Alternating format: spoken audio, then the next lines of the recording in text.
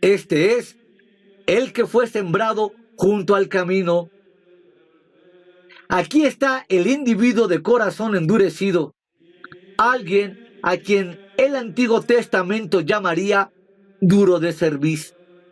Es alguien que no responde, desinteresado, desatento, indiferente, negligente y frecuentemente hostil. No tiene nada que ver con el Evangelio. Al contrario, lo rechaza. Satanás es representado por las aves, revoloteando por encima del suelo endurecido, ansioso de arrebatar la semilla tan pronto cae en tierra. Lucas 8:12 muestra el significado de forma indiscutible. Viene el diablo y quita la palabra de sus corazones para que no crean y sean salvos. Aquí nuestro Señor advierte que el corazón humano puede resultar tan machacado y endurecido por el tráfico del pecado que llegue a ser totalmente insensible al Evangelio. Este es el corazón que no conoce el arrepentimiento, no siente tristeza ni culpa por el pecado y no tiene interés por las cosas de Dios. Se deja pisotear por una procesión inacabable de pensamientos malignos, pecados favoritos y actividades impías. No se interesa por los demás. Es duro, indiferente. Nunca se quebranta ni ablanda por la convicción o sentimiento de obrar mal. Este es el corazón del necio descrito en Proverbios. El necio odia el conocimiento y se resiste a la instrucción. El necio desprecia la sabiduría y dice en su corazón que no hay Dios. No escucha. Su mente está cerrada. No quiere que le molesten con una invitación del Evangelio. Muchas personas tienen corazones así. Uno puede cubrirlos de semilla, pero se quedará ahí. No penetrará ni tardará mucho en venir Satanás y arrebatarla completamente. Cada vez que se trata de dar testimonio a una persona ahí, cada vez que se trata de dar testimonio a una persona así, hay que empezar de nuevo desde el principio. El terreno seco y duro al borde del campo no significa necesariamente alguien antirreligioso. Algunos de los individuos más duros se mantienen en los márgenes de la verdadera religión, pero debido a que el pecado ha endurecido mucho sus corazones, son totalmente improductivos y no responden a Dios. Están muy cerca de la verdad, muy cerca de la buena tierra. Reciben con frecuencia puñados de semilla, pero no germina en sus vidas el corazón superficial. El terreno superficial representa un corazón superficial e impetuoso, y el que fue sembrado en pedregales es el que oye la palabra y enseguida la recibe con gozo, pero no tiene raíz en sí, sino que es de poca duración, y cuando viene la aflicción o la persecución por causa de la palabra, enseguida tropieza. Esta clase de corazones es entusiasta, pero superficial. Hay una respuesta positiva, pero no representa la fe que salva. No es algo meditado, no considera el costo. Es una excitación momentánea, ardiente, emocional y eufórica, sin entender el sentido real del discipulado. Esto no es fe auténtica. La respuesta superficial es epidémica en el cristianismo del siglo XX. ¿Por qué?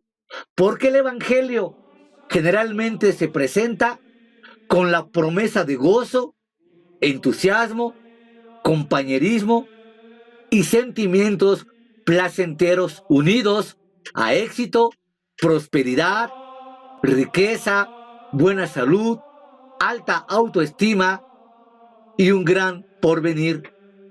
Pero se deja de lado lo más importante, que es la demanda de tomar la cruz y seguir a Cristo. Los convertidos, entre comillas, no son confrontados con el auténtico concepto del pecado y del arrepentimiento.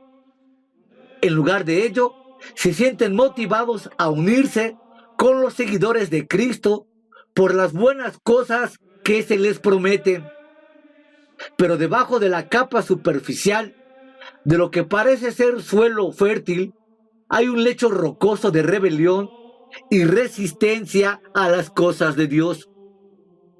No hay verdadero arrepentimiento, ni quebrantamiento, ni contrición. La roca desafiante bajo la blanda superficie es realmente más dura que el suelo del camino. Y las consecuencias eternas son igualmente trágicas. El entusiasmo inicial es mera emoción. La semilla que germina muere rápidamente.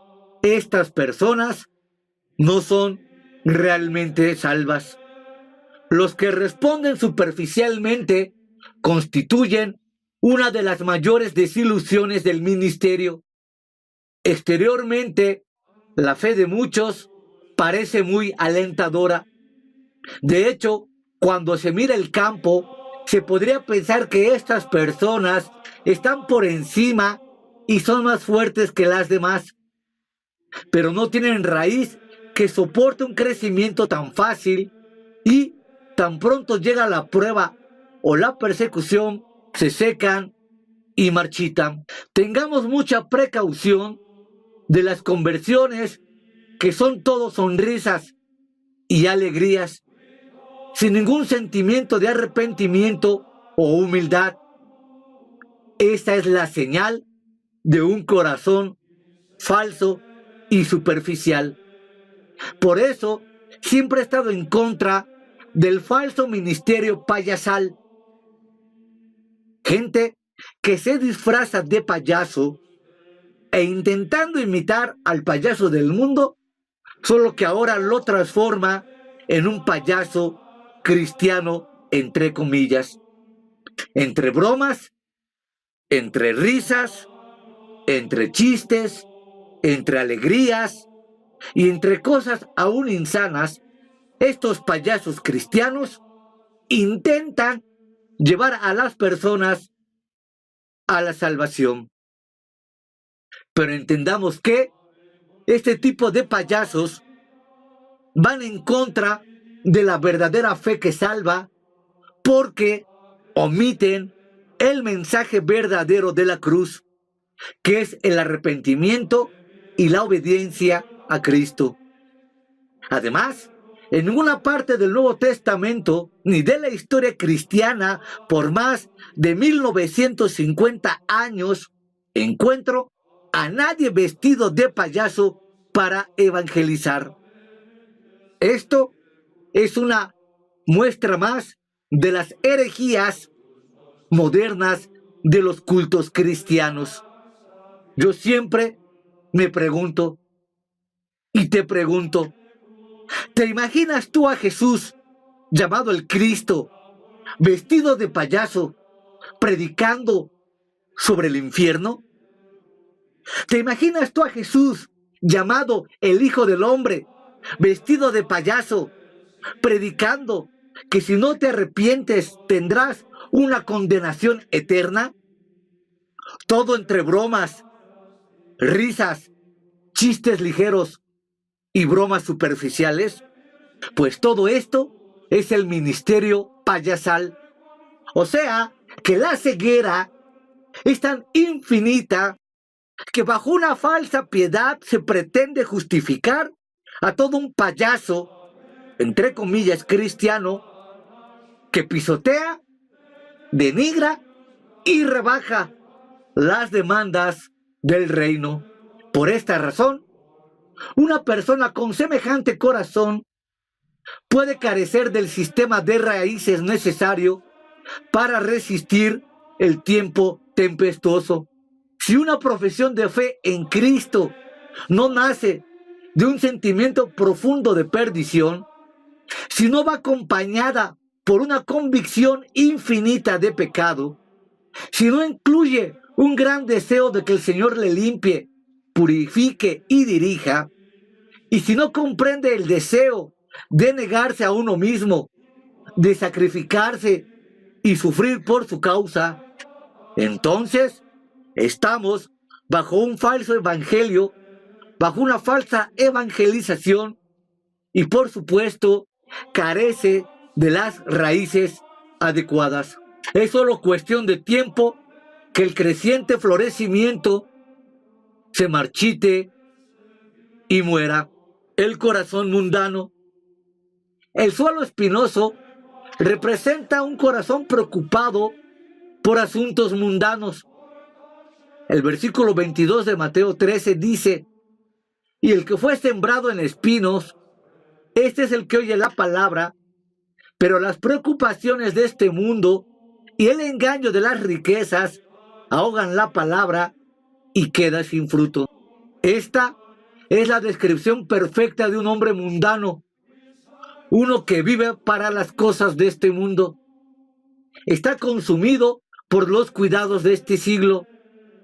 Su interés principal es una carrera, una casa, un carro, un novio, una novia, un amante, un pasatiempo o un guardarropa, etc.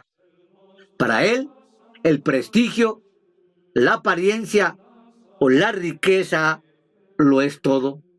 Existe sin fin de gentes que por un tiempo parecen ser como el resto del terreno. Acuden al templo, se identifican con el pueblo de Dios e incluso presentan señales de crecimiento, pero nunca producen fruto espiritual. Son personas no comprometidas y están siempre preocupadas por los placeres del mundo. Dicen que son personas cristianas, pero no se preocupan en absoluto por una vida de pureza, de obediencia y por el evangelio. Esta es la respuesta del terreno espinoso. La semilla que germina y que parece tan buena será finalmente ahogada por los espinos de la mundanalidad. Y, con el tiempo, el corazón espinoso no mostrará ninguna evidencia de que la buena semilla alguna vez haya sido sembrada. ¿Qué ocurre cuando la semilla que en un tiempo parecía tan prometedora se ahoga? ¿Pierde esa persona su salvación? No, y no la pierde porque nunca la tuvo. La palabra de Dios cayó en un corazón que no estaba preparado porque estaba lleno de espinos malignos. Tal persona recibió la semilla del evangelio, pero no en un terreno limpio. El evangelio germinó, pero fue ahogado antes de que fuera fructífero. La persona de corazón espinoso nunca fue salva. Los corazones espinosos pueden estar dispuestos a aceptar a Jesús como Salvador, pero ello no significa dejar el mundo. Esto no es salvación. Jesús dijo: no podéis servir a Dios y a las riquezas. Y el apóstol Juan escribió: si alguno ama al mundo, el amor del Padre no está en él. El terreno debe estar limpio de malas hierbas y espinos para que rinda una cosecha. Los espinos, el sol y las aves de esta parábola representan a nuestros enemigos. Los espinos son las preocupaciones de este mundo y el engaño de las riquezas. El sol que quema las plantas mal arraigadas son la aflicción o la persecución. Desafían a la comodidad que tanto apetece la carne. Las aves representan al maligno, Satanás, que hace todo lo que puede para robar la simiente del evangelio aún antes de que pueda germinar. Estos son los tres grandes enemigos constantes del evangelio: el mundo, la carne y el diablo. Aquí hay una lección importante para el sembrador. Tendrá que hacer frente a la resistencia y a la hostilidad. Habrá convertidos superficiales y de corto plazo. Se encontrará con personas de doble mentalidad que quieren a Cristo, pero sin renunciar al mundo. La dureza del camino, la superficialidad del suelo y la agresividad de los espinos frustrarán sus esfuerzos por conseguir una buena mies. A pesar de ello, hay que mantener el ánimo. El Señor de la cosecha puede romper hasta el suelo más duro y librarlo de los más tenaces espinos. Puede ser que el terreno duro, el superficial y el espinoso no permanezcan siempre así. Dios puede labrar el terreno del corazón más obstinado. Un antiguo método de cultivo en Palestina era esparcir primero la semilla y después hundirla en la tierra. Esto ocurre a veces en la evangelización. Sembramos la semilla y, aun cuando parece que las aves que revolotean por encima está a punto de arrebatarla, el Espíritu Santo la hunde, a fin de que pueda germinar y dar fruto de gloria. Mirar a los tres terrenos malos que producen resultados indeseables puede causar desánimo, pero queda todavía la buena tierra, que representa al corazón receptivo. Pero el que fue sembrado en buena tierra, este es el que oye la palabra y la entiende, el que de veras lleva fruto y produce, uno a 100, a otro 60 y a otro 30 por uno. Este es el clímax de la parábola, una promesa a los discípulos desanimados que hay buen terreno en el campo, para que no se sintiesen desalentados por la respuesta negativa de la gente.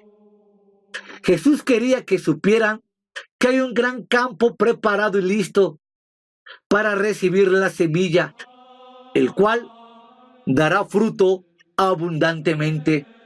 Obtener fruto es todo el propósito de la agricultura. También es la prueba final de la salvación. Jesús dijo, así también, todo árbol sano da buenos frutos, pero el árbol podrido da malos frutos. El árbol sano no puede dar malos frutos, ni tampoco puede el árbol podrido dar buenos frutos. Todo árbol que no lleva buen fruto es cortado y echado en el fuego. Así que, por sus frutos los conoceréis. Si no hay fruto espiritual, o si el fruto es malo, el árbol debe estar podrido. O interpretando las figuras de la metáfora del campo, si el terreno no produce cosecha, es un terreno sin valor, símbolo de un corazón no redimido. Tomándolo tal como está, el mensaje de la parábola de los terrenos es claro. De 4 terrenos, solo uno es bueno. Solo uno produce fruto, porque solo este es de algún valor para el sembrador. Este terreno bueno representa al creyente. Los terrenos espinosos y superficiales son creyentes ficticios. El terreno junto al camino es el que rechaza el evangelio totalmente. Fruto, no hojas, es la señal de la salvación auténtica. Aquellos que pasan por alto este punto confunden el significado de la parábola.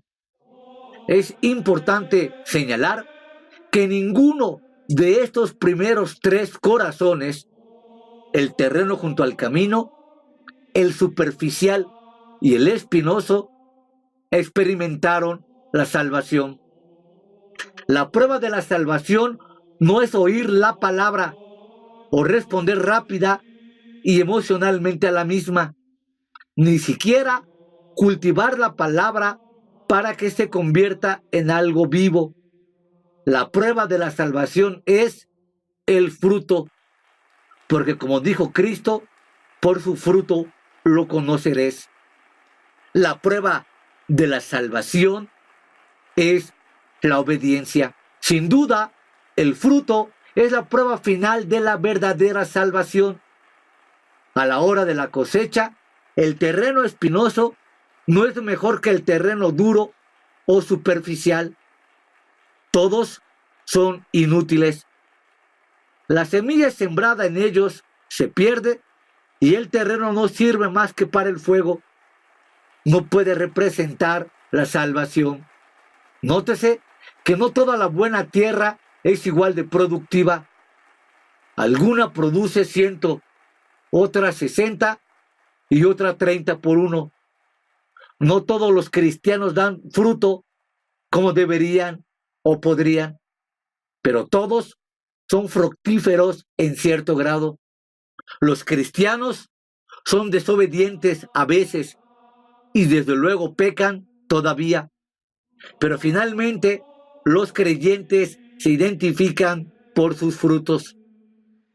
Ya sea multiplicado por 100, por 60 o por 30, el fruto de los verdaderos creyentes los sitúa aparte de la dureza del camino y de la inutilidad del camino espinoso.